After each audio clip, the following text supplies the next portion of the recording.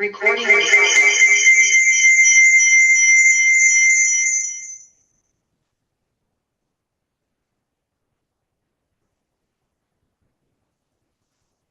네, 지금 오디언스 분들 조인하고 계시기 때문에 잠깐만 좀 기다려 주십시오.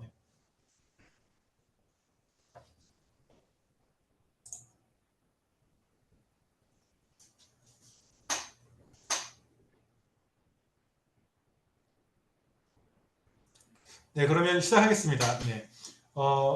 먼저 바쁘신데도 불구하고 오늘 이렇게 시간 내주셔서 저희 웨비나에 조인해 주셔서 감사합니다. 저는 주한 이스라엘 대사관 경제무역대표부의 송지훈 상무관이라고 합니다. 원래는 저희 그 대표님, 저희 이스라엘 대사관 경제무역대표부 대표님께서 인사 말씀을 해주시기로 했는데 지금 다른 일정이 있어가지고 뭐 중간에나 혹시 좀 말미에 좀 별도로 잠깐 인사드릴 수 있다고 하면은 제가 또 소개해드리도록 하겠습니다.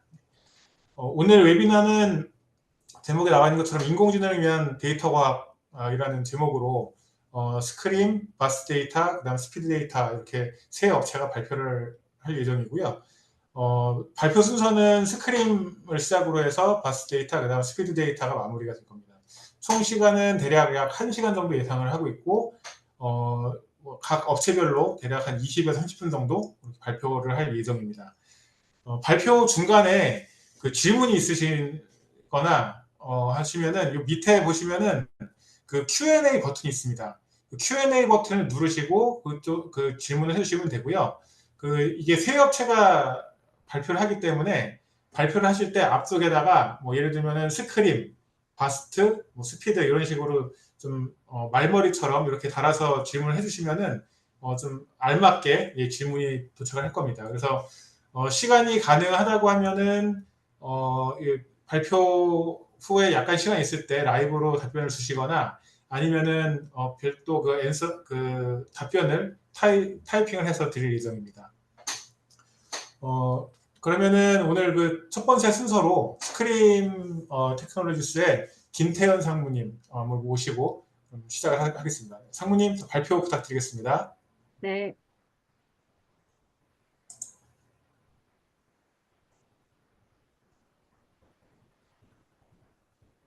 네, 화면 잘 나옵니다. 보이시나요? 네. 네.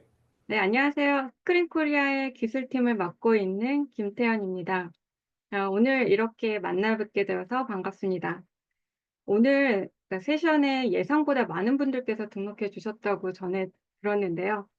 그래서 부담스럽기도 하지만 또 한편으로는 지금 현재 IT 트렌드에 따른 스크림에 대한 관심이라는 생각도 사실 들었어요. 지금부터 이제 매시브 데이터 플랫폼으로서 스크림에 대해서 소개해 드리도록 하겠습니다.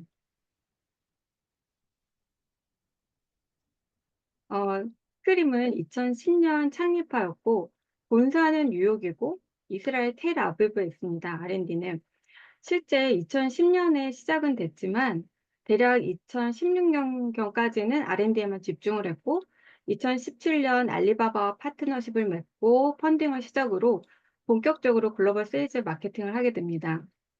이후 블룸버그나 월드 트레이드 벤처스 등으로부터 굵직한 펀딩을 받아서 현재 대략 1조 4천억 정도의 투자를 받은 스타트업입니다. 직원은 글로벌하게 한 150명 정도 되고요.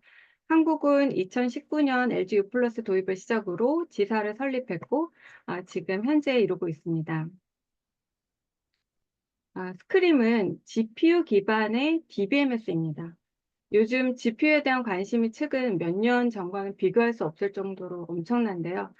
GPU는 CPU가 가지고 있는 코어 수와는 비교할 수 없는 코어를 병렬로 처리하기 때문에 대량의 데이터를 동시에 아주 한 번에 처리할 수 있습니다.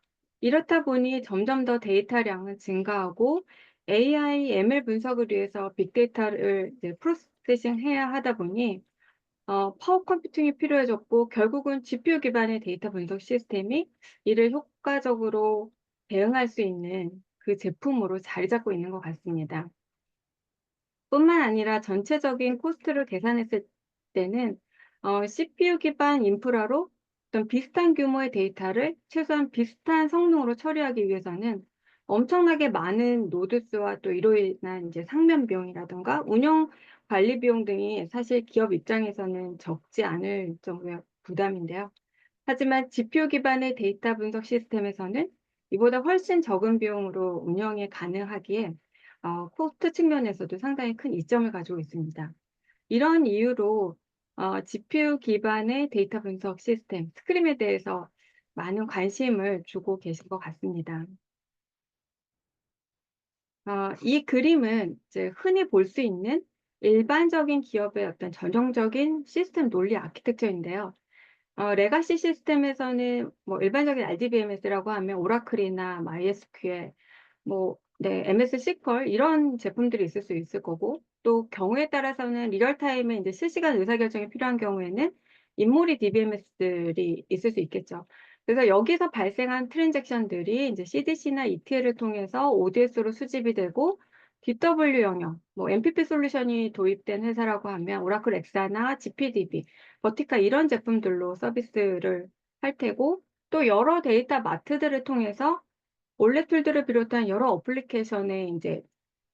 어플리케이션으로 데이터 서비스를 하겠죠. 그리고 이렇게 수집되고 가공된 데이터를 이제 이 빅데이터 플랫폼으로, 레거시 시스템도 일부는 이 빅데이터 영역으로 이제 전사 관점에서 한 곳에 모아서 이제 관리를 하고 있고, 또 이 데이터를 기반으로 기업들은 고도화된 분석을 하고 AI, ML 이제 프로세싱을 하죠. 스크림은 이런 환경에서 우선 이제 ADW 쪽, 그리고 마트 영역을 타겟팅하고 있고, 특히 이 매시브 데이터 영역, 이 빅데이터 플랫폼에서 스크림은 파워풀한 성능을 냅니다. 이런 빅데이터는 사실 하둡이 이미 구축된 환경이 많죠. 그런데 몇백 대의 하둡으로도 여전히 처리를 못하거나 아니면 더 많은 대량의 데이터를 분석해야 될 경우가 생기면, 그때 더 많은 데이터 분석이 필요한 만큼 사실 더 많은 컴퓨팅 파워가 이제 필요해지는데, 이때 하둡의 인프라 추가 도입보다도 이제 스크림 도입으로 이 부분을 많이 해결하고 있습니다. 비구축된 환경의 경우에는 일단 전체 다 드러내는 게 쉽지 않다 보니까 하둡과 스크림이 같이 공존하는 일종의 하이브리드 형태라고도 할 수 있고요. 다만 이제 또 데이터 레이크를 신규 구축하는 경우에는 메인 데이터베이스를 스크림으로 구성해서 프로세싱을 합니다. 그래서 스크림은 이런 영역에 현재 포지셔닝을 하고 있습니다. 그렇다면 매시브 데이터가 어느 정도이길래 어 하드에서도 처리가 어렵고 더 많은 기관의 데이터 양으로는 처리가 안 되냐? 저희는 국내 외적으로 통신사나 제조사, 금융사, 리테일 등 많은 사례가 있는데요. 우선 저희 국내 고객사 기준으로만 봤을 때 지금 국내 텔코사 중에 한 사례가 이게 지금 6개월치 데이터거든요. 약 70조 건의 데이터를 저장하고 테이블 사이즈는 압축 기준으로 500 테라 정도 됩니다.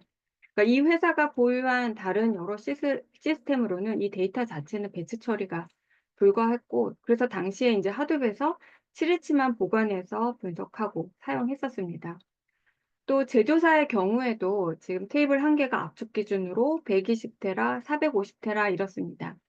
기존에 이런 규모의 데이터 처리를 할 수도 없었고, 그다음 그렇다 보니까 이제 보관 기간을 줄여서 관리하고 사용하는 식으로 운영을 했었는데, 스크림을 도입하면서 훨씬 더 긴 보관 기간으로 데이터를 저장하고 또 그 데이터를 분석해서 좀 더 정밀한 데이터의 어떤 트렌드라든가 데이터 가치 측면에서 굉장히 의미 있게 활용하고 있습니다.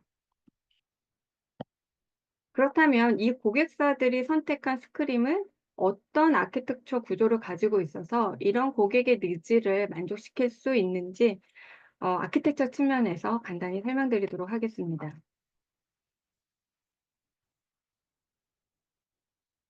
스크림은 한마디로 말씀을 드리면 GPU 기반의 ANSI 표준 SQL을 사용하는 대용량 데이터 분석에 매우 최적화되어 있는 RDBMS 엔진입니다.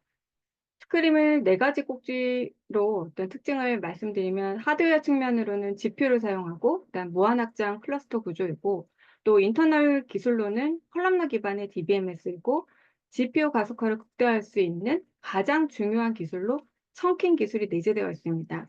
이 네 가지 특징에 대해 좀 더 자세히 설명드리도록 하겠습니다. GPU는 CPU와는 비교할 수 없는 코어 수를 가지고 있고요. 그래서 병렬 처리가 가능하고, 그래서 대량의 데이터를 동시에 이제 처리가 가능합니다. CPU는 사실 코어 수가 뭐 32코어, 64코어. 그런데 반해서 지금 GPU 엔비디아의 V100 모델만 봐도 한 장에 5,312개의 코어가 있습니다.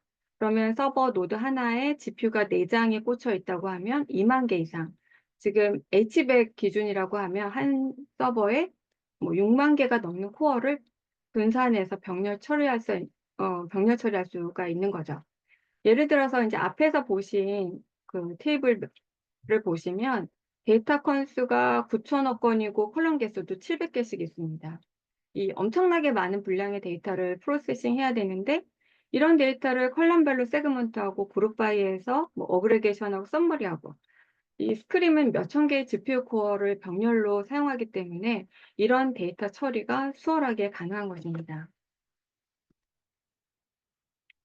또 하나의 스크림의 가장 큰 특징은 컬럼나 DB입니다. 사이베이스 IQ나 뭐 버티카, 하드베 하이브도 컬럼나 데이터베이스인데요. 이 컬럼나 데이터베이스가 대용량의 통계학적인 어떤 분석 처리나 즉 올랩에 특화되어 있는 구조여서 스크림도 마찬가지로 컬럼나 기반의 구조를 채택하였습니다. 그리고 세 번째로는 청킹 기술. 스크림의 기술이 집약되어 있다고 해도 과언이 아닌데요. 스크림은 데이터 처리 단위를 청킹이라는 단위로 세그먼트해서 관리합니다. 이 청크는 하나의 컬럼 데이터를 약 100만 건 단위로 세그먼트한 단위입니다. 이 단위로 데이터를 파일에서 스캐닝하고 또 메모리에 로딩하고 이 단위로 오퍼레이션을 합니다. 그리고 또 하나의 특징을 말씀드리면 스크림은 인덱스가 없습니다. 스크림은 청크 단위당 해당 데이터의 뭐 민맥스 값이라던가 그 데이터 자체의 메타데이터를 관리합니다. 이 메타데이터가 스크림에서는 일반 RDBMS의 인덱스를 대신한다고 보시면 됩니다. 그래서 스크림은 일반 유저나 아니면 어드민이 관리하는 그런 인덱스를 관리한다거나 운영해야 되는 그런 수고는 필요 없는 그런 솔루션이라고 말씀드릴 수 있습니다.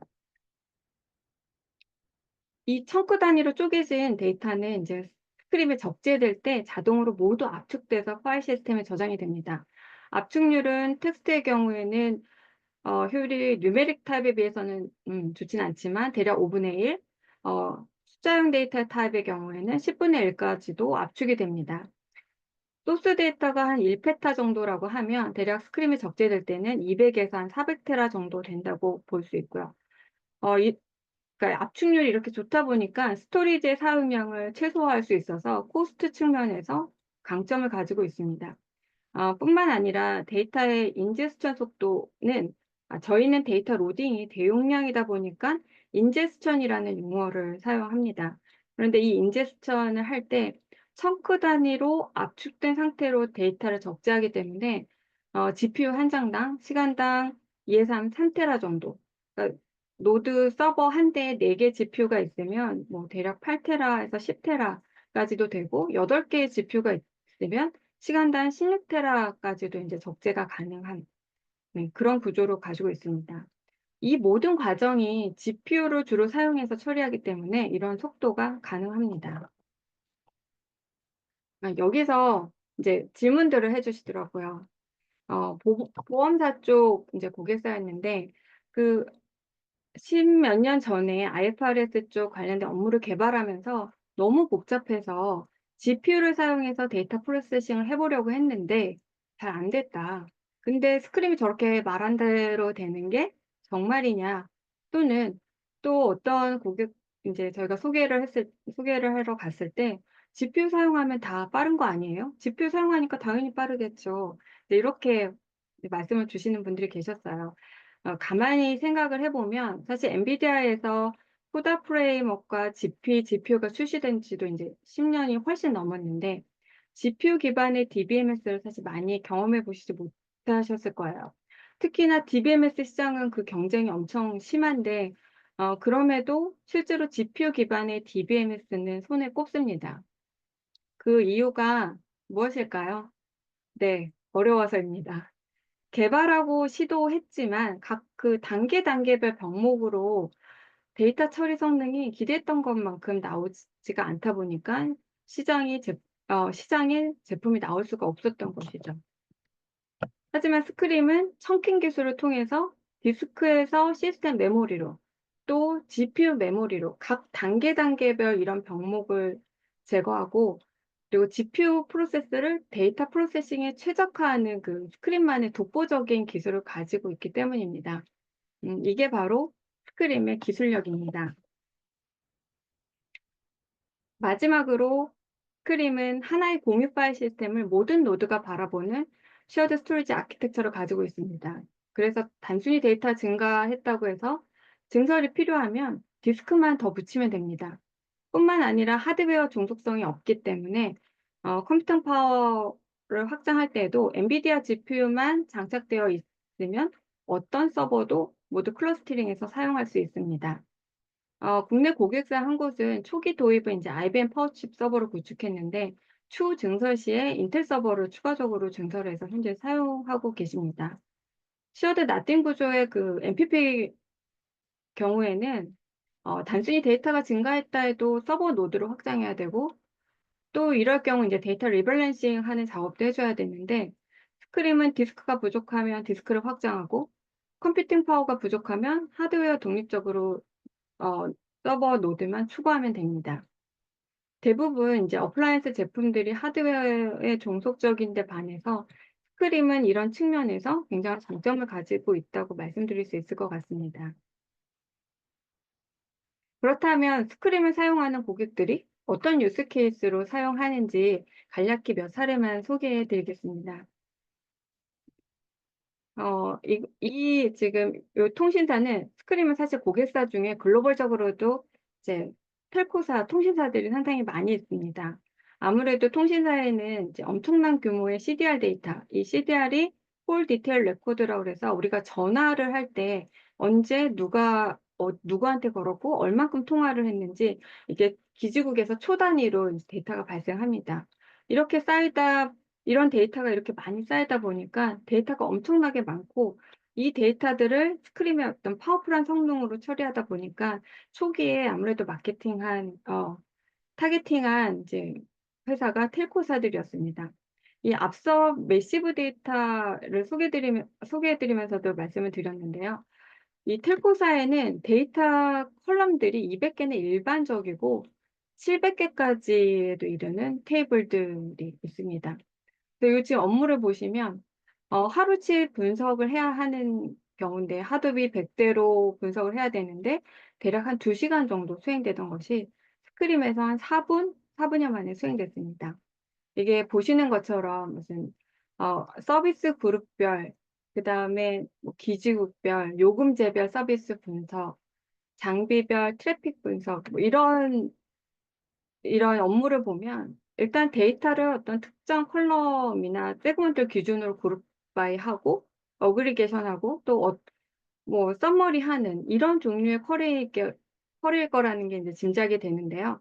이런 부분에서 스크림은 엄청난 속도를 보여서 기존의 결과를 도출하지 못했던 이런 업무들에 대해서도 초 단위로 처리해서 전체적으로 최대 32배, 32배 이상의 성능을 개선한 사례입니다.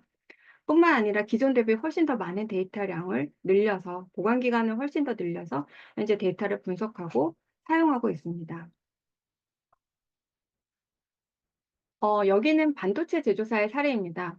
FDC 트레이스 데이터라고 해서 이 폴트 디텍션 클래시피케이션, 이 데이터는 이 반도체 공정에서 이제 폴트를 디텍트하고 분류하는 분석용 데이터입니다. 이 반도체 설비 라인에서 발생하는 모든 IoT 값들을 로깅한 데이터인데요. 이게 이제 반도체의 수율 분석에 중요한 데이터라고 합니다.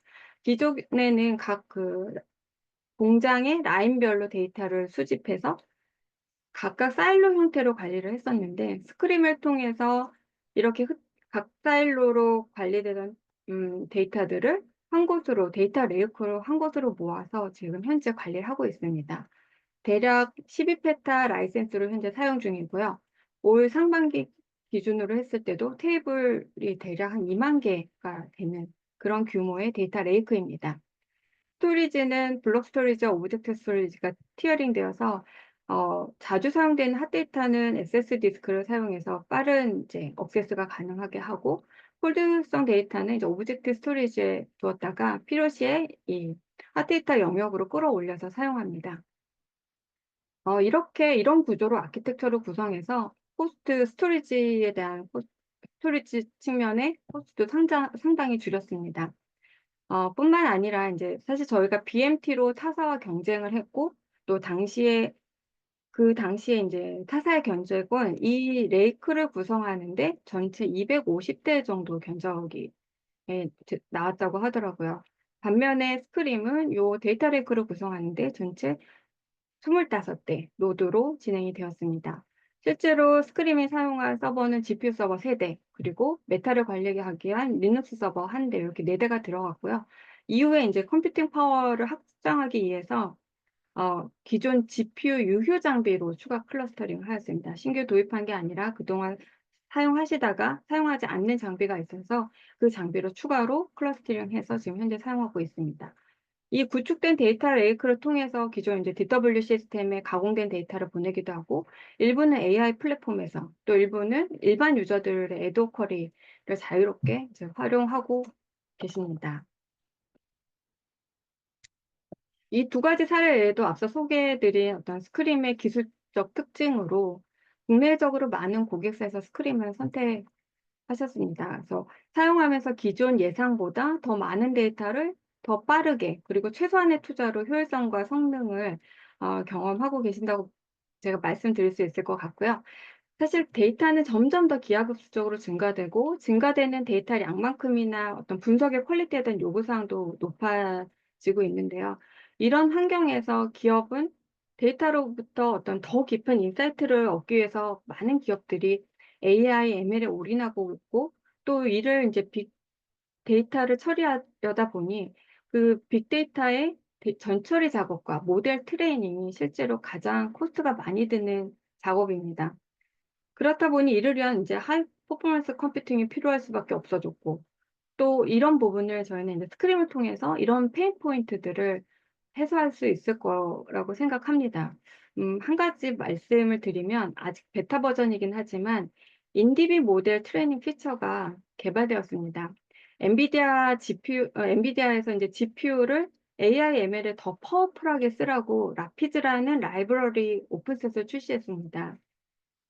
스크림은 올 초에 이제 엔비디아와 이런 전략적 제휴를 맺고, 이 라피즈 라이브러리를 인티그레이션해서 이제 앞으로는 엔비디아가 제공하는 그 코 ML 라이브러리를 이용해서 모델 트레이닝이 가능해졌습니다.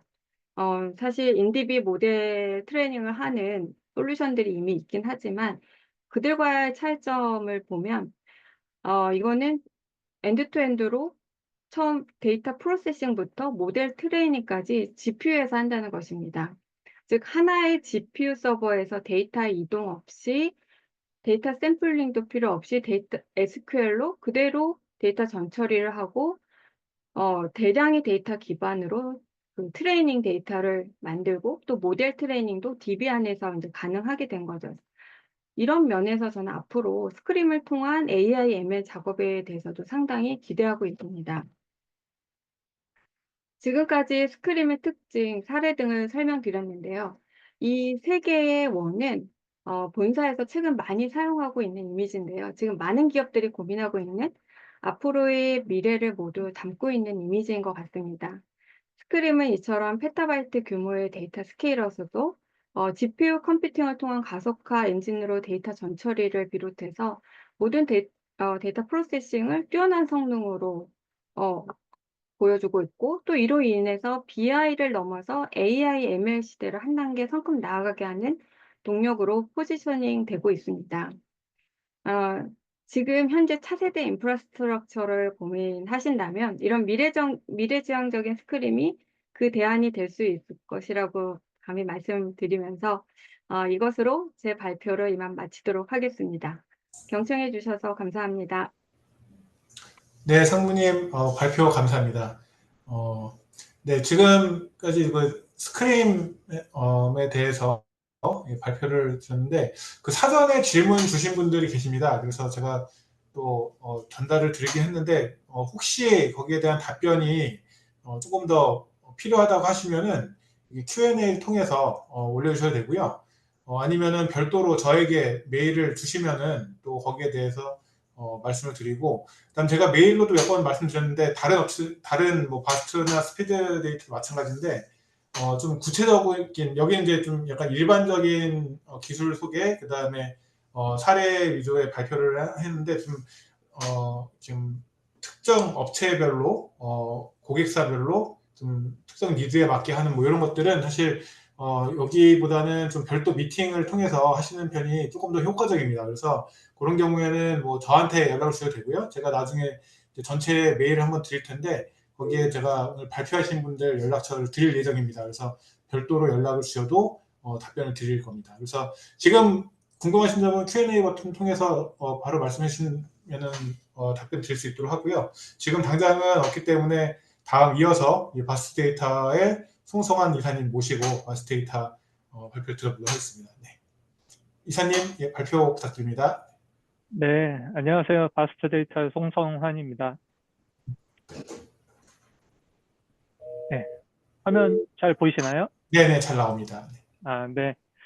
제가 앞서 스크림 세션, 김상무님이 해주신 세션을 듣다 보니까 스크림하고 바스트가 아마도 되게 비슷한 컨셉의 GPU를 어떻게 가속화해서 그러니까 데이터의 활용성을 높일 수 있는지 이런 부분들에 많이 포커스가 되어 있다라고 생각이 들고요. 단 이제 차이점은 스크림은 이제 초거대 데이터에 대한 RDBMS 처리를 위한 목적이고 바스 데이터는 그 초거대 데이터에 대한 매니지먼트와 관리를 어떻게 효율적으로 할 수 있는지 이런 부분들에 좀 차이가 있다라고 보여집니다. 그럼 제 발표를 시작하도록 하겠습니다. 네, 바스트 AI 데이터 파이프라인이나 바스트 데이터에 대한 얘기를 하기 전에 일단 지금 아마도 모든 고객분들이 이 AI 데이터 센터에 대한 요구 사항들이 상당히 많으실 것이라고 생각이 듭니다. 기존의 데이터 센터는 사실 GPU를 수용하기에는 상당히 좀 전력 부분이나 성면 부분들이 부족한 부분이 사실입니다. 그래서 이제 현재 지어지고 있는 데이터 센터나 아니면 앞으로의 데이터 센터들은 이 GPU를 위한 전용의 데이터 센터로 계속 이제 대형, 대량의 전력을 공급받을 수 있는, 안정적으로 공급받을 수 있는 데이터 센터들로 계속 이제 변화가 되고 있는 상황이고요. 그다음에 데이터 관리 측면에서 보면 어떻게 보면 데이터를 저장하고 입출력하는 데이터 스토리지라고 하는 부분들이 GPU가 활성화되면서 더 많은 데이터, 기존에 단순히 보관을 해서 일부 데이터를 필터링해서 연산하던 것들을 가능하면 모든 데이터들을 연산하기 위해서 이제 고성능의 스토리지 요건들이 많이 이제 늘어나고 있는 상황이고요. 아마 지금부터 향후 한 5년 정도를 예측을 해보면 연평균 한 약 4.5%에서 5% 정도씩 고성능 스토리지 시장이 성장할 것으로 예상을 하고 있습니다. 그리고 뭐 아시다시피 지금 모든 IT 벤더들이 이제 엔터프라이즈 고객분들이 AI에 대한 투자들이 늘어나면서 어떻게 보면 엔비디아의 반사 이익으로 많은 이제 뭐 주가도 많이 오르고 이런 이제 상황을 보여주고 있는데요. 앞으로는 이런 이제 추세가 더 빨라질 것으로 예상이 되고 있습니다. 그리고 이제 이 장표는 가트너에서 발표한 CTO를 위한 이제 생성형 AI를 위한 CTO 가이드라인 부분인데요. 이 가이드라인의 전체 내용을 보면 애플리케이션 스택서부터 이제 소프트웨어, 인프라, 컴퓨팅서부터 네트워크, 스토리지 영역까지 다 아우르는 전체 이제 CTO 가이드북이 나왔는데요. 그 중에 이제 스토리지에 대한 요구사항만 제가 좀 정리를 해봤습니다. 왼쪽에 보시는 부분들이 제가 요약을 해놓은 내용이고요. 어, 모두들 잘 아시겠지만, 현재 이제 데이터의 양은, 이제 뭐 관리하기가 어려울 정도로 많아지고 있기 때문에 그 많은 데이터를 얼마나 빠르게 그리고 얼마나 실시간성으로 처리할 수 있는지가 이제 중요한 포인트가 되고요. 그리고 앞서서 설명해 주신 뭐 스크림이나 이런 이제 GPU 기반의 이제 RDMS나 아니면 고성능 데이터 레이크를 위해서 빠르게 이 데이터들을 공급을 할 수 있어야지 됩니다. 그리고 전체 데이터 파이프라인 관점에서 보면 단순히 특정 프로토콜로 액세스하는 게 아니고 필요한 모든 프로토콜들이 단일 네임스페이스 안에서 수용이 가능해야지 되고요. 그리고 성능이나 용량을 필요에 따라서 독립적으로 확장할 수 있는 이런 이제 아키텍처의 스토리지가 필요해집니다.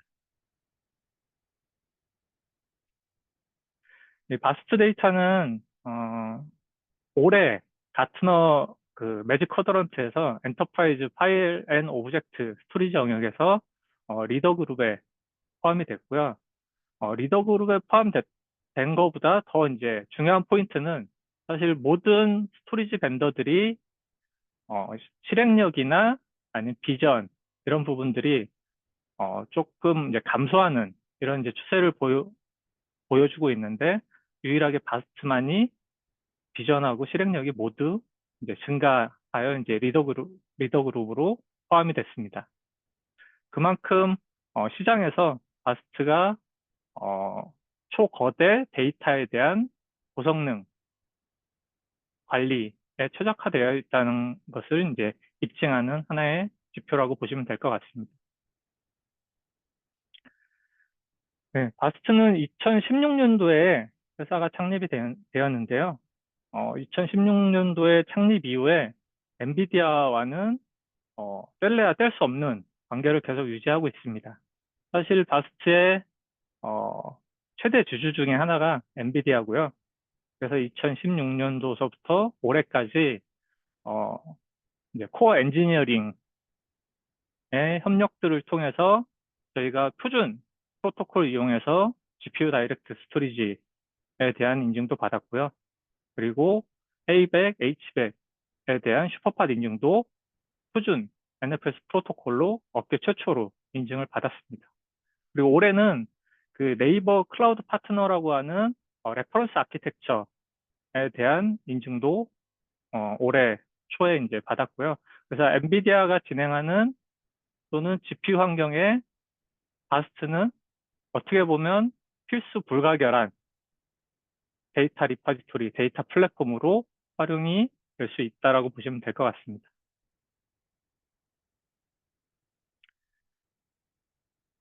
네, 여러분들이 지금까지 이제 AI 인프라를 구축하시고 전체 파이프라인을 설계하실 때 대부분 이제 연산 쪽, GPU나 컴퓨팅 영역 쪽에 많이 포커스를 하셨을 거예요. 그래서 인제스트에 이어서부터 이제 데이터 변환, 트레이닝, 모델링, 인퍼런스 이 영역까지 모든 영역이 별도의 데이터 리파지토리를 가지고 운영들을 하고 계셨습니다. 아마 지금도 이렇게 운영하시는 고객분들이 많으실 거라고 생각이 듭니다. 딱 보시면 저희는 컴퓨팅, 그러니까 GPU나 CPU 컴퓨팅의 영역을 담당하는 게 아니고 백단의 데이터 영역을 담당하는 플랫폼으로서 기존에 보시면 대용량의 오브젝트, 그다음에 중소형 나스, 그다음에 트레이닝을 위한 병렬 파일 시스템 이런 이제 여러 가지 스토리지 플랫폼들이 다양하게 아마 사용이 되고 있었을 것이라고 생각이 들고요. 이제 가장 큰 문제점은 기존의 소스 데이터, 원천 데이터를 가져와서 이 부분을 빠르게 GPU에 공급을 해서 트레이닝을 돌릴 수 있어야지 되는데 기존의 환경들은 대부분 이제 홈 디렉토리라고 하는 예, 수집용 스토리지, 좀 저가의 대용량의 스토리지를 두고 그쪽으로 데이터를 이제 입수를 합니다. 그리고 나서 필요한 데이터들을 정렬해서 이제 스크래치 영역으로 데이터를 다시 이동하게 되죠. 이동이나 카피를 하게 되죠. 그리고 나서부터 이제 GPU에 대한 트레이닝을 하게 되는데요. 사실은 이 부분이 전체 AI 데이터 파이프라인에서 가장 비효율적으로 운영되고 있는 데이터 파이프라인이라고 보시면 될 것 같습니다. 왜냐, 비용적으로는 사실은 모든 기업은 비용에 가장 민감하기 때문에 비용 절감을 위해서 일부의 고성능의 스크래치 영역, 그리고 다수의 대용량의 저가의 뭐 오브젝트나 나스, 스토리지, 대부분 이런 이제 계층화 구조를 운영하고 계실 텐데요. 사실 이 계층화를 구분하는 기준 자체가 사람이 이 데이터에 대한 가치를 잡고 있다는 반증입니다. 사실 데이터의 중요성은 기간이 오래 지났다고 해서 이 데이터의 퀄리티가 떨어지는 게 아니고요. 더 많은 데이터, 고퀄리티의 많은 데이터를 분석하면 할수록 그거에 대한 아웃풋은 더 이제 기업의 생산성에 직접적으로 도움을 드릴 수 있는 부분이기 때문에 이제는 전체 데이터를 계층화 없이 하나의 티어로 관리할 수 있는 이런 이제 시스템이 필요하게 됩니다. 그리고 또 하나 문제는 서로 이제 이기종 간에 데이터 스토리지들을 하심으로써 각각의 제품들만에 가지고 있는 이 보안 정책이나 이런 부분들 되게 상이합니다. 이 보안 정책을 개별로 다 관리를 하셔야지 되는 어려움들이 있고요. 그래서 이제 좀 관점을 바꾸실 필요가 있습니다. 기존에는 연산 쪽, CPU나 GPU의 연산 쪽을 디자인을 하시고 거기에 맞춰서 스크래치 영역이나 엔터프라이즈 스토리지를 도입하셨다고 하면 이제는 데이터 관점에서 데이터의 파이프라인을 설계하시고 거기에 맞게 컴퓨팅에 대한 디자인을 하시면 앞으로의 그리고 향후에 설계하시는 모든 이제 데이터 파이프라인을 완성형으로 만드실 수 있습니다. 그래서 바스트 데이터가 여러분들한테 제공해 드릴 수 있는 가장 이제 키 밸류는 바로 이 그림이라고 보시면 될 것 같습니다. 앞서 사일로 되어 있고 데이터 중복성을 가져갈 수밖에 없는 그런 이제 데이터 스토리지 구조에서 하나의 네임스페이스를 가지고 전체 AI 데이터 파이프라인을 다 완성할 수 있는 이런 그림을 앞으로는 디자인을 하실 수 있는, 사실 이 그림이 화면상으로 보기에는 쉬워 보이지만 각각의 단계에서 필요로 하는 요구 성능, 그다음에 필요로 하는 응답 시간, 그리고 GPU에 최적화되어 있는 펑션들, 이런 것들이 다 충족되지 않으면 사실 하나의 데이터 파이프라인으로 구축하기 어렵습니다. 바스트는 이런 부분들을 완성형으로 여러분들한테 제공해 드릴 수 있는 하나의 완성형 데이터 플랫폼이라고 보시면 될 것 같습니다. 앞서 보신 그 기존 환경의 문제점을 해결할 수 있는 방법이 있습니다. 바스트 데이터는 기본적으로 아키텍처링이 스태틀리스 컴퓨팅 구조와 데이터 노드를 독립적으로 운영할 수 있는 디스어그리게이트 구조를 가지고 있습니다. 그 말인즉슨 필요에 의해서 고객 데이터를 원하는 컴퓨팅만을 이용해서 데이터를 입수하고 그 입수된 데이터를 바로 GPU에서 트레이닝을 돌리고 또는 퍼블릭 클라우드로 다이렉트 연결해서 필요한 데이터들을 공급할 수 있는, 그러니까 각각의 부분을 서로의 리소스에 대한 간섭 없이 완벽한 테넌트 관리를 통해서 각각의 서비스 레벨을 유지할 수 있게끔 지원을 해드릴 수 있습니다.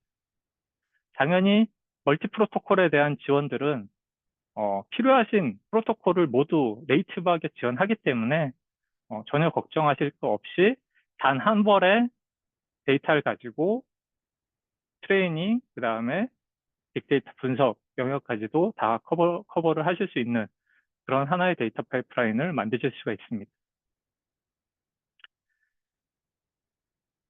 그래서 GPU 기반의 인프라를 만드실 때 기존에는 당연히 뭐 슈퍼팟이든 GDS 기능을 가지고 있는 스토리지를 고민하시면서 각각의 영역들, 필요한 트레이닝 영역에서는 병렬 시스템, 그리고 그 외 영역에서는 엔터프라이즈 나스나 오브젝트 이런 영역들을 많이 이제 별도로 고민들을 하셨는데요.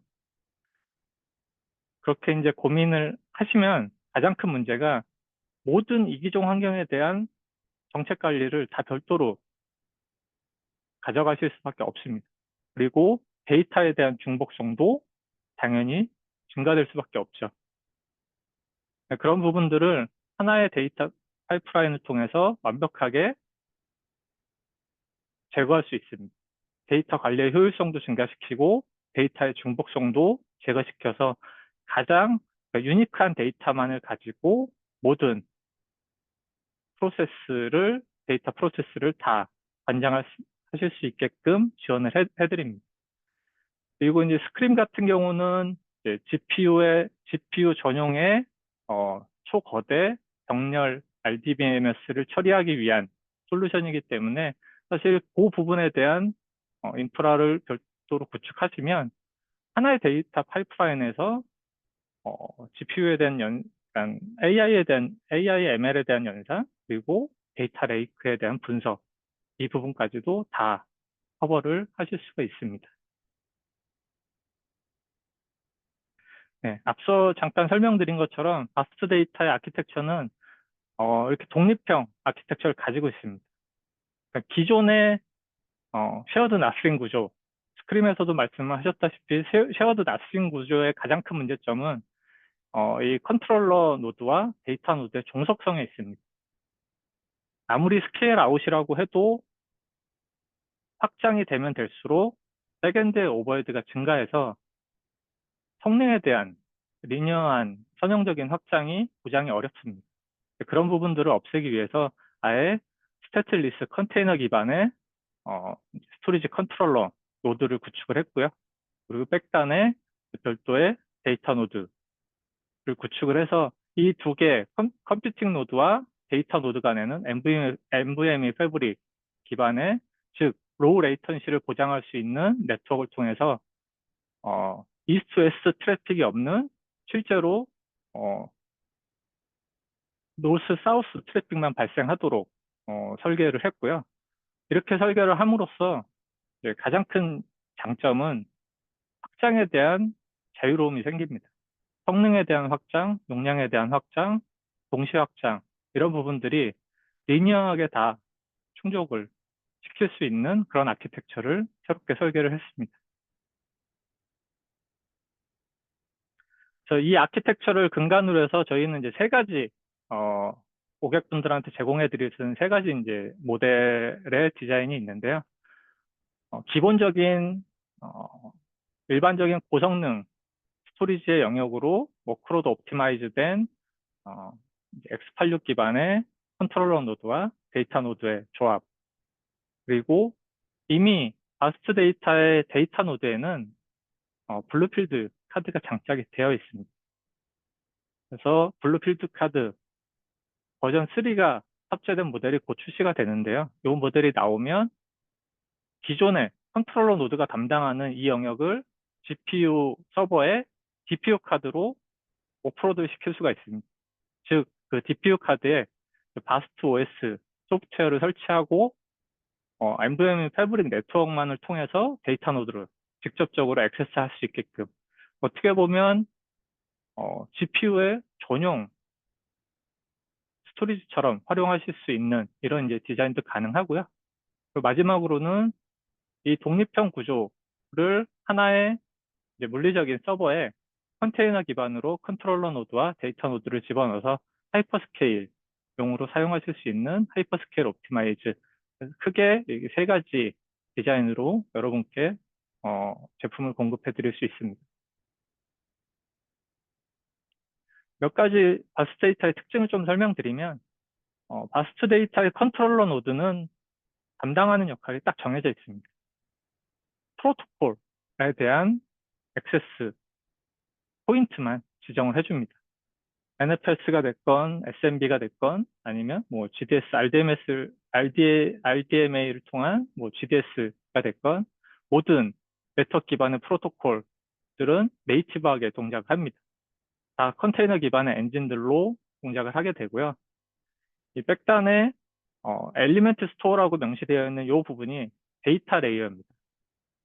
이 데이터 노드에는 스토리지 클래스 메모리와 대용량의 SSD 디스크를 통해서 이제 구성을 하게 되고요. 이 스토리지 클래스 메모리는 전체 데이터에 대한 메타데이터를 보관을 하고요. 그리고 대용량의 라이트 버퍼 역할을 하게 됩니다. 모든 IO는 이 스토리지 클래스 메모리에서 처리가 돼서 바로 클라이언트 쪽, 호스트 쪽으로 커밋을 날려주고 이 스토리지 클래스의 메모리에 저장된 데이터들을 가장 최적화된 청크 단위로 모아서 데이터 리덕션, 중복 제거나 압축, 그다음에 바스트만 가지고 있는 유사한 블럭 제거 기능까지 다 연산을 해서 한 번에 이 백단의 대용량 SSD를 내리는 그런 구조를 가지고 있기 때문에 단순히 뭐 리드 성능, 포커스 했다기보다 라이트에 대한 성능도 충분히 보장이 가능한 아키텍처를 가지고 있습니다. 바스트 데이터의 큰 키 테크니컬 밸류를 설명을 드리면 앞서 이제 말씀드렸지만 대용량 SSD를 사용을 합니다. 사실 SSD의 가장 큰 단점이 라이트에 대한 쓰기에 대한 제한이 있기 때문에 이 내구성에 대한 보장이 어렵습니다. 그리고 미디어가 대용량으로 바뀌면서 뭐 TLC, MLC, TLC, QLC 이런 식으로 이제 미디어가 이제 변화해 가면서 내구성에 대한 보장들이 점점 더 어려워지는데요. 사실 바스트 데이터는 모든 IO에 대한 처리를 앞단에 스토리지 클래스 메모리에서 처리하고 한 번에 백단으로 내리는 구조이기 때문에 이 대용량의 SSD의 내구성을 10년까지 보장을 해드릴 수가 있습니다. 또 하나의 특징은 모든 스토리지가 다 마찬가지겠지만 잘 알고 계시는 레이드 기술, 그러니까 레이드는 사실 하드디스크 기반에서 나오는 이제 데이터 보호 기술이라고 보시면 되고요. 대부분의 올플래시들은 이 레이드 기술을 더 향상시킨 뭐 이레이저 코딩 방식이나 이런 기술들을 사용하는데 바스트는 로컬 디코디드 이레이저 코딩이라고 좀 더 용량 확보를 할 수 있는 용량 친화적인 이레이저 코딩 방식을 채택을 했습니다. 즉 확장되면 될수록 그 페리티에 대한 오버헤드, 데이터 보호를 위한 페리티 현상에 대한 오버헤드를 점점 절감을 함으로써 더 유저한테 더 많은 다용량을 확보해 드릴 수 있게끔 지원을 해드리고 있습니다. 그리고 마지막으로 모든 올플래시 제품들은 중복 제거 압축에 대한 기술들은 대부분 가지고 있습니다. 사실 근데 이 부분만 가지고 정말 데이터의 효율성을 높일 수 있냐, 절감률을 높일 수 있냐 그런 부분은 아니고요. 그렇기 때문에 바스트 데이터가 하나의 더 데이터 절감 기술을 추가한 게 시밀러리티라고 하는 유사한 블럭에 대한 제거까지 스토리지 클래스 메모리에서 담당을 하게 됩니다. 그러면 정말로 백단에 들어오는 SSD 쪽으로 들어오는 데이터는 유니크한 블럭들만 저장이 되고요. 그래서 업계에서 가장 효율이 좋은 데이터 절감을 제공을 해드릴 수가 있습니다. 그리고 바스트가 요새 곽강을 받는 이유가 앞서 제가 설명드린 AI 데이터 파이프라인의 가장 큰 이제 바스트를 이용한 장점 중에 하나가 데이터 입수서부터 전처리, 트레이닝, 그 다음에 퍼블릭 클라우드로 데이터 공급하는 이 단계들을 서로의 간섭 없이 전용의 테넌트를 이용해서 지원을 해드릴 수 있다고 말씀을 드렸는데요. 이게 바로 이제 완벽한 테넌트 분리를 위한 멀티 테넌시 기능입니다. 백단의 엘리멘트 스토어, 이 데이터 영역은 하나의 풀입니다. 대신 각각의 이 테넌트는 물리적인 노드가 될 수도 있고요. 아니면 논리적인 컴퓨팅에 대한 자원이 될 수도 있고, 또는 네트워크 레이어의 테넌트로 분리를 하실 수가 있습니다. 만약에 물리적인 노드 기준으로 분리를 하신다라고 하면 전체 9개의 컨트롤러 노드가 있으면 뭐 3개는 테넌트 1, 3개는 테넌트 2 이런 식으로 구분을 하시면 어떻게 보면 각각의 테넌트에서는 별도의 스토리지를 고성능의 스토리지를 사용하시는 것처럼 운영을 하시고 단 데이터는 단 한 벌만 가지고 이런 부분들이 가능합니다. 그리고 또 하나 중요한 거는 단순히 테넌트에 대한 분리뿐만이 아니고 모든 보안에 대한 기술들, 뭐 암호화나 그다음에 데이터에 대한 음, 보호 기술이나 이런 것들이 테넌트 레벨로 정책을 잡으실 수가 있습니다.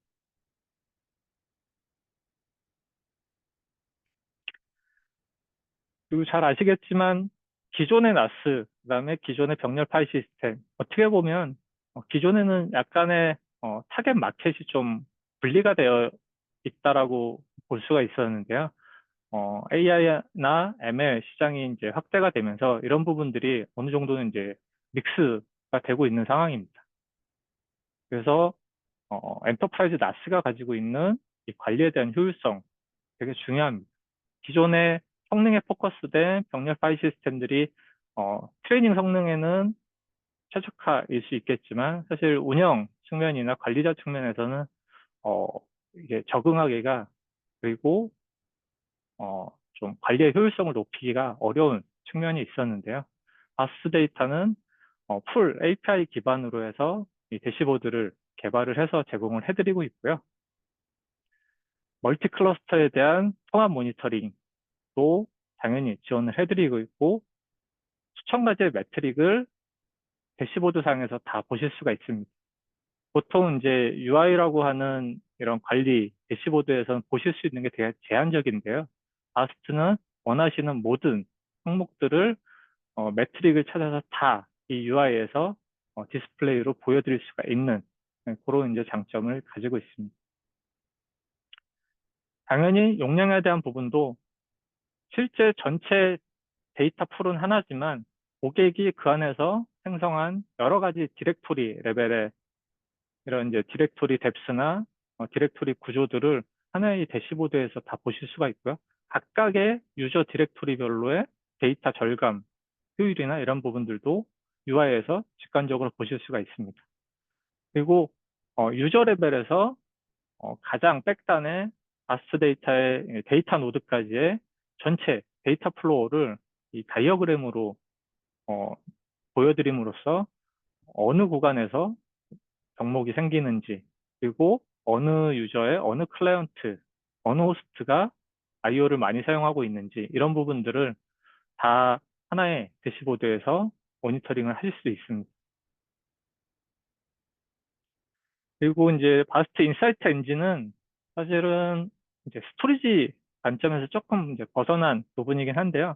바스트 데이터가 스토리지라는 용어를 안 쓰고 데이터 플랫폼이라는 용어를 쓰는 이유가 스토리지 영역도 커버를 하지만 외부에 단순히 데이터를 저장하는 목적이 아니고 저장된 데이터를 테이블화로 변환을 시킬 수 있는 기능이 있습니다. 그 기능이 이제 데이터베이스 기능이고요. 이런 기능들을 통해서 벡터DB나 이런 그래프에 대한 결과물들을 직접적으로 확인하실 수 있게끔 데이터 변환 기술이 자체적으로 내장이 되어 있습니다. 그래서 최근에 인사이트 엔진을 이제 런칭하면서 엔비디아의 님 카탈로그를 아예 저희의 이제 컨트롤러 노드에 임포트 시켜서 직접적으로 스트림 데이터에 대한 벡터 DB나 테이블화를 직접적으로 하실 수 있게끔 지원을 해드리고 있습니다.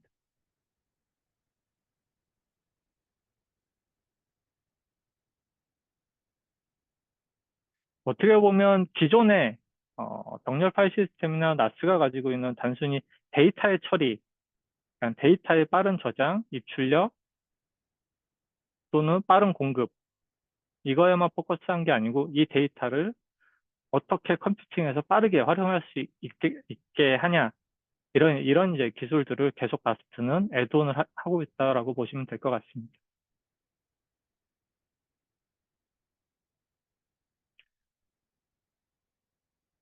네, 그래서 제가 앞서 계속 설명드렸죠. 바스트는 단순히 데이터 스토리지 영역을 넘어서 어떻게 보면 기존에 잘 알고 계시는 스케일 아웃 엔터프라이즈 나스 영역도 바스트는 커버를 할 수 있고요. 그리고 병렬 파일 시스템에서 어, 강조하는 고성능에 대한 영역도 바스트 데이터를 가지고 충족을 하실 수가 있습니다. 그리고 추가적으로 엔터프라이즈 기능 중에 하나인 데이터를 안전하게 랜섬웨어나 이런 이제 외부의 악의적인 공격에 의해서 데이터의 위변조 이런 부분들을 막기 위한 기술, 인 디스럽티브 스냅샷이나 웜 기능 이런 기능까지도 기본 내장되어 있기 때문에 어, 빠른 서비스 복구를 위한 이제 백업 어플라이언스로도 사용을 하실 수가 있고요. 그리고 고성능 S3를 통해서 기존의 뭐 하드비나 그다음에 뭐 분석 시스템에서 필요로 하는 고성능 리파지토리로의 활용도 가능하십니다. 그래서 마지막으로 좀 글로벌 대형 레퍼런스들 몇 가지 소개해 드릴 건데요. 국내에도 이미 슈퍼팟에 대한 케이스는 저희가 보유하고 있습니다. 올해 초에 슈퍼팟을 완성을 했고요. 그리고 추가적인 슈퍼팟 SU들이 확장되는 부분도 계속 바스트로 확장이 되고 있는 고객분도 계십니다. 그리고 여기 장표에 보이는 이 5가지 케이스는 코어웨이브나 G42 람다, G리서치는 어떻게 보면 글로벌 엔비디아 CSP라고 보시면 될 것 같고요. 그러니까 사실 퍼블릭 클라우드에서 GPU 리소스를 할당받아서 사용을 하실 때 그 멀티 클러스터 GPU에 대한 리소스 공급이나 이런 부분들은 되게 제한적입니다. 그렇기 때문에 이런 이제 대형 AI CSP들이 가지고 있는 충분한 GPU 리소스와 네트워크 리소스, 스토리지 리소스를 활용을 해서 많은 이제 서비스들을 가져오고 계신데요. 코어웨이브 같은 경우는 바스트 데이터를 14개 데이터 센터에 GPU와 함께 지금 이제 구축이 완료되어 있는 상황이고요. 용량으로 보면 거의 100페타 이상이 운영이 되고 있는 상황입니다. 그리고 이 멀티 데이터 센터 같은 경우는 데이터 센터별로 데이터들은 별도로 있겠지만 만약에 A 데이터 센터에서 B 데이터 센터에 데이터를 가져와서 뭔가 활용을 해야지 될 때 이런 부분들이 데이터를 복제해서 가져오는 이런 부분보다는 하나의 글로벌 네임스페이스를 통해서 필요한 데이터를 A 데이터 센터로 캐싱해서 사용할 수 있게끔 하는 기능까지도 같이 제공을 해드리고 있습니다. 그리고 이제 람다 같은 경우는 국내 이제 대형 통신사에서 이제 람다의 서비스를 이제 런칭을 준비하고 있는 상황이고요. 거기에도 바스 데이터를 사용하고 있고 이미 람다 글로벌의 표준 아키텍처 그 AI 스택에는 바스트가 표준 아키텍처로 설계가 되어 있습니다. 그리고 마지막으로 단순히 이제 AI나 ML, 그다음에 여러 가지 네트워크 기반의 스토리지만 커버하는 영역이 아니고요. 성능 부분도 충분히 충족이 가능하기 때문에 HPC 영역에서도 기존의 병렬 시스템을 대체할 수 있는 이런 이제 포지션을 가져가고 있고요. TACC가 텍사스 슈퍼컴센터인데요. 가장 이제 큰 레퍼런스로 기존의 이제 러스트 환경을 바스트 데이터로 옮겨온 대형 사례로 보시면 될 것 같습니다. 그 외에 뭐 국내에도 대부분 다 GPU 팜에는 한 10군데 이상의 바스트에 대한 레퍼런스도 국내에 이미 존재하고 있고요. 그리고 인피니밴드나 이더넷이나 이런 인터페이스에 국한되지 않고 고객이 원하는 인터페이스를 사용해서 엔비디아에서 필요로 하는 GDS나 슈퍼팟에 대한 모든 이제 기술들을 다 인테그레이션 할 수 있는 데이터 플랫폼이라고 보시면 될 것 같습니다. 네, 제 발표는 이것으로 마치도록 하겠습니다. 네, 이사님, 자세한 발표 감사드립니다. 그 지금 질문이 올라와 있는데요. 송성환 이사님, 그 네, 앤서드에 보시면은 중간에 스크린 바스트 모두에게 질문드립니다고 애너니머스 어텐디로 해서 올라온 질문이 있습니다. 네, 그래서 요거를 지금 시간 관계상 여기서 라이브로 해주시는 것보다는 김태현 상무님께서 답변을 주셨는데 그 밑에 보시면 타입 앤서가 있거든요. 그래서 그거 누르시고 답변을 좀 달아주시면 될 것 같고요. 그 네, 외에 중간 또 이후에 올라오는 질문이 있으면 제가 채트로 해서 또 말씀드리겠습니다. 네, 알겠습니다. 네, 이사님 감사합니다. 네. 네, 그리고 다음으로는 그 스피드 데이터의 발표가 있습니다. 스피드 데이터는 뭐 한국에 사실 이렇게 다른 스크림이나 바스트 같은 지사는 없고요. 지금 제품도 지금 이제 출시 단계인 회사입니다. 그 APU라는 이 분석 전용 프로세서 유닛을 만드는 아주 독특한 회사여서 오늘 한번 잘 들어보시면은 또 이스라엘의 어떤 기술, 새롭게 시도한 어떤 기술에 대해서 좋은 인사이트를 얻으실 수 있으실 겁니다. So, Ron, the floor is yours. Thank you very much. Can you see the screen? Yes, yes. It's full screen. Perfect. So happy to present. So a little bit about Speed Data. Speed Data is a startup company founded in 2019, basically to accelerate analytics workloads. We have more than 70 employees. We raised more than $100 million. We're a very experienced management team. We've successfully funded already 2 semi companies. So it's a semi company, but the management is coming from Broadcom, NVIDIA, AMD, and it's also powered with people that are coming from the specific industry of data centers. We have a global presence, although the headquarters and most of the R&D is based in Israel. And very proud to have a leading board members such as Eyal Waldman, ex-CEO and founder of Mellanox that was acquired by NVIDIA, as well as Lee Bhutan, the ex-CEO of Cadence and board member at TSMC and ex-board member of Intel. So Speed Data is a semiconductor company. We build an ASIC for analytics acceleration with a PCI card. So analytics frameworks are very well known. Definitely you have seen some of them also during this presentation, and basically trying to accelerate analytics workloads. You can know like EMR for AWS, Synapse from Azure, and BigQuery from Google, but also Databricks, Snowflake, Azure, and others.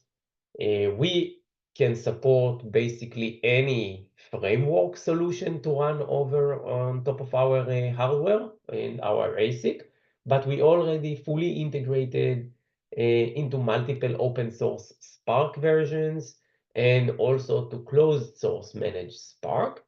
And we are in process for integrating additional analytic managed services. So first, what we are doing, we actually providing an acceleration to analytic, ETL, and batch analytic workloads. Here you can see the benchmark, the TPC-DS, basically the full 100 TPC-DS queries. On the y-axis, you can see the speed up, and on the x-axis, you can see the different TPC-DS tests. So you can see the acceleration that we are about 25 times better than a CPU, a state-of-the-art, by the way, CPU. We did our tests not only on TPC-DS, but also on actual workloads, production workloads from several customers.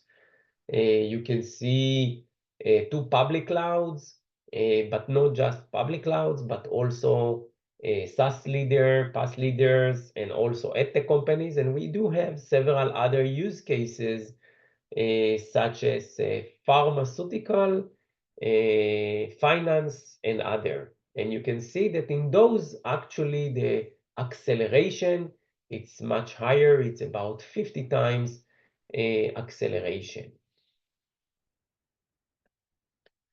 So Speed Data, actually, it's an ASIC company similar to CPU and GPU semiconductor companies. If we will take as a base the CPU, companies like AMD, ARM, Intel, and take it as the base, they are very optimal for your diversity of applications. And if we will take as a base for data analytics, this will be our one performance to cost. The GPU, which is AMD, NVIDIA, of course, they are very optimal for AI training and high-power computing workloads. But for data analytics, they are doing something like 30% better. And this is actually from NVIDIA presentation. The APU, which is Speed Data new hardware platform, which was optimized for data analytic workloads, provide about 50 times better performance gain. So Speed Data ASIC is built into a PCIe card that can be connected to any actual servers or a node. And what we are gaining is productivity gain, but not only. Basically, we can reduce dramatically the cost and space and power of the data center. The proven dramatic cost reduction coming from CPU, GPU to APU, and you can see that CPU, if we will take it again as a base, as one, the GPU reduce it by 30%, and you can see here on the notes, this is coming from NVIDIA YouTube, describing their Rapids solution, working on their hardware platform, and actually providing a 30% cost advantage compared to a CPU. So the APU is reducing it by more than 90%.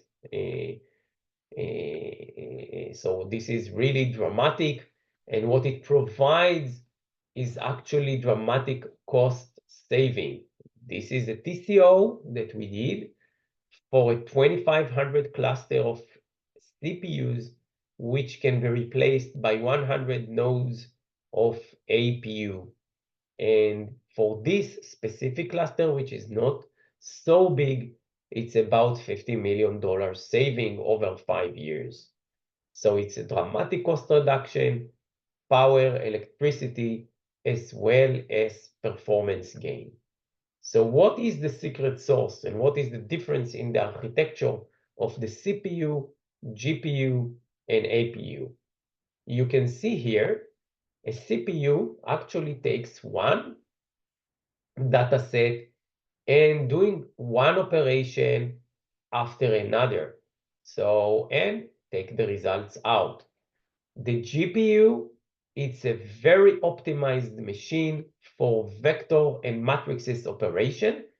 It's basically the same architecture as a CPU, but it takes one operation after another, but can do it on a multiple data sets. So this is the power of the GPU, and this is the reason that is very good for artificial intelligence and machine learning, as we have a lot of matrix and vector manipulations for machine learning. For data analytics, it's a different machine, basically taking different columns and putting, actually what we build is like an assembly line specifically for data analytics. So we have special decompression, decode, we are processing the data, record, and doing in hardware machines very complex tasks as joins, group by, aggregation, and result. By that, actually, we are providing almost each clock cycle a result after the delay of the first assembly line. So this is how we actually providing a big acceleration by assembly lines specifically developed for batch analytics or ETL workloads. So where we excel, this is you already understand from the different architecture, processing big data, all up workloads. This is where the solution is excel. Very heavy compute workloads like join, aggregation. We also reducing dramatically the shuffle size because we don't have to come in and out from the memory. We are doing everything in the assembly line. And of course, by that, also reducing the required memory bandwidth because we also have a dramatic reduction in the data. Where we are similar, if you are looking for millisecond workloads, metadata-based processing, or non-repetitive workloads, this is not where the APU will excel. Latency target workloads like OLTP, it will do the same. And of course, we are not trying to compete for vector and matrix manipulation in floating point. This is the actual GPU doing very good, and we are not trying to compete with that. From a software integration, it's very simple. It's a seamless integration. The customer doesn't need to change anything from its code. So basically, it will take the same SQL query or data frame and it will go through the same building blocks of the software, either it's a Spark, Hadoop, others. We are just providing a plugin to the specific software frameworks, which actually understand where are the tasks that the APU can handle and generate the code to the APU and send it back to the scheduler that will actually send it to the different nodes.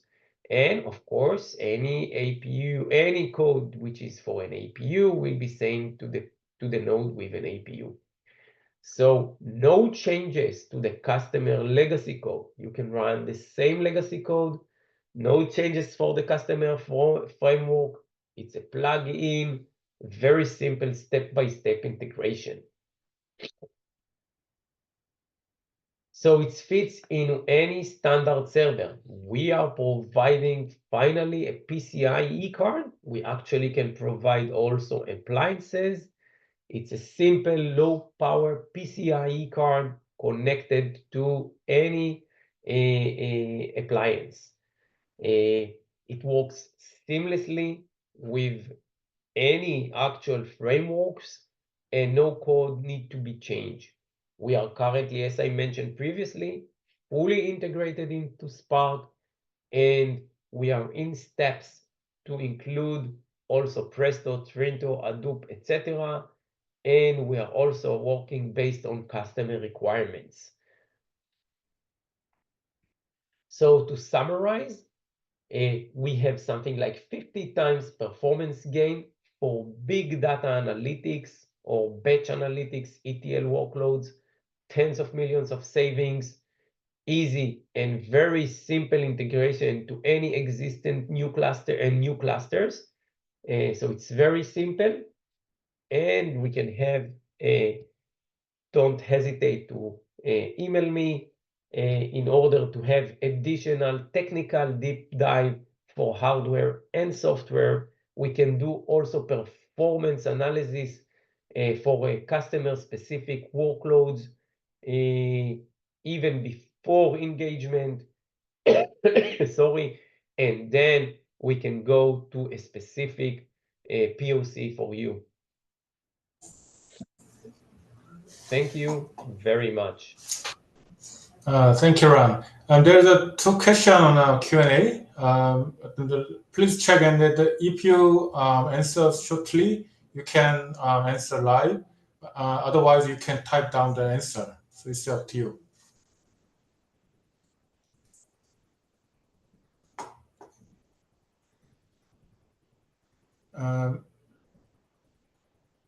Yes, of course. So from a APU and a GPU, as I mentioned, the GPU is excel basically on matrix and vector manipulations. This is where it is doing very good. We are a totally different architecture, which is like an assembly line providing acceleration for ETL workloads. It's batch analytics.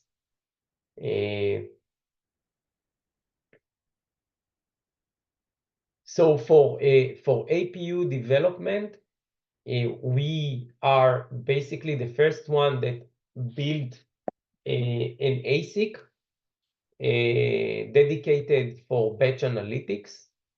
There are also FPGA solutions for batch analytic acceleration, but definitely they are not as fast as a dedicated ASIC.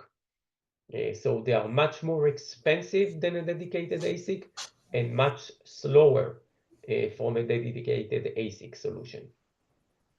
Okay, thank you for the answer. 또 추가적인 질문 있으시면은 여기 Q&A로 올려주시거나 아니면 저한테 별도 메일을 주시면은 답변 받아서 추가 메일로 드릴 수 있도록 하겠습니다. 그리고 이제 원래 thank you, Ron. So if there's a further question, I will get back to you with the mail. Perfect. Thank you 그리고 very much. 그리고 저 시사 때 사실 인사를 드리려고 했는데 스케줄 때문에 참여를 못하셨다가 저희 타마르 코시아 대표님께서 지금 또 들어오셔가지고 간략하게 인사 말씀 드리고 제가 이후에 저희 소개 아주 짧게 하고 오늘 끝내도록 하겠습니다. 타마르. Hi, everyone. I just wanted to come and say thank you to all the wonderful companies that attended our webinar and to all of the attendees that took the time to listen in.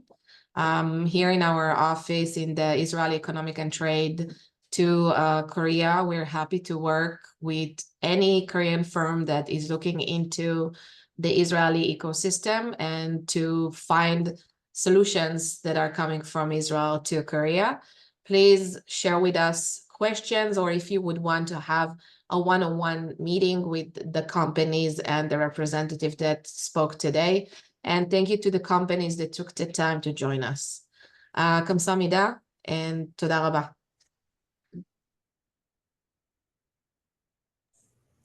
Thank you, Tamar.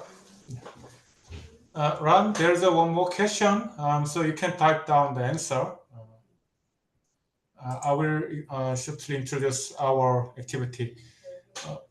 네, 저희 이스라엘 대상 경제무역 대표부는 이렇게 이스라엘 기업들, 물론 이제 미국에 본사가 있거나 또는 미국에 어떤 거점이 있는 회사도 있고 뭐 여러 가지 이유에 의해서 이스라엘과 다른 지역에 있는 업체들을 포함해서 이런 우수한 기술 업체들을 국내에 소개하는 업무를 하고 있고요. 저희는 이스라엘 경제부 산하의 정부기관 소속입니다. 그래서 전 세계 45개 오피스가 있고 한국에는 이제 저희가 활동을 하고 있습니다. 그래서 여기 화면에 보여드린 것처럼 지금 12월에 이스라엘 로보틱스 with AI 웨비나 요거를 또 별도로 준비를 해서 요거는 다른 저희 상무관님께서 아마 좀 전달을 이미 드린 걸로 알고 있는데 관심 있으시면은 저한테 메일 주시면은 여기 관련된 내용 추가로 드리고 그 다음에 또 그 12월 달에 역시 그 크리티컬 인프라스트럭처 사이버보안에 대한 웨비나가 또 준비되어 있습니다. 그래서 이 내용은 제가 별도로 또 이제 전부 드릴 예정이고요. 1월 달에 뭐 다 아시는 그 CES, 미국 라스베가스에서 하는 CES 행사에 이스라엘 국가관이 매년 개설이 됐고 또 올해도 개설이 됩니다. 그래서 한 13개 정도 나오는데 그것도 제가 여기 오늘 등록해 주신 분들 모두한테 메일을 드리도록 하겠습니다. 그래서 저희가 이런 식의 그 이스라엘 기술 업체들 소개하는 업무를 많이 하고 있습니다. 그래서 뭐 추가적으로 오늘 참여한 업체들에 대해서 추가적으로 궁금하신 사항 또는 별도로 좀 말씀을 나누고 싶거나 그러시면은 뭐 언제든지 저한테 연락을 주시고 또 오늘 연사를 참여하신 분 이메일 주소는 제가 별도 메일로 또 같이 공유 드릴 예정입니다. 그래서 같이 이렇게 소통을 하셔도 되고 뭐 하실 때는 저 그냥 참조로만 좀 부탁을 드리고요. 그리고 저희가 뭐 이메일 월마다 이메일 뉴스레터도 드리고 있고 그래서 오늘 등록하신 분들께는 저희가 추가적인 정보들 계속 소개드리고 그래서 우수한 기술 업체들하고 협력을 해서 좋은 성과를 내실 수 있도록 그렇게 좀 도움을 드리도록 계속 해왔고 앞으로도 또 하겠습니다. 저한테 별도로 또 요청하실 사항 있으시거나 하시면은 언제든지 뭐 편하게 전화나 이메일 모두 언제든지 열려 있으니까 연락 주시기 바랍니다. 네, 오늘 참여해 주셔서 감사합니다. 그리고 오늘 연사 참여해 주신 스크림과 바스 데이터, 그다음 스피드 데이터 모두 감사드립니다. Ron, thank you for your joining in early of morning in Israel. 네, 오늘 웨비나는 이것을 마치겠습니다. 네, 감사합니다. 네.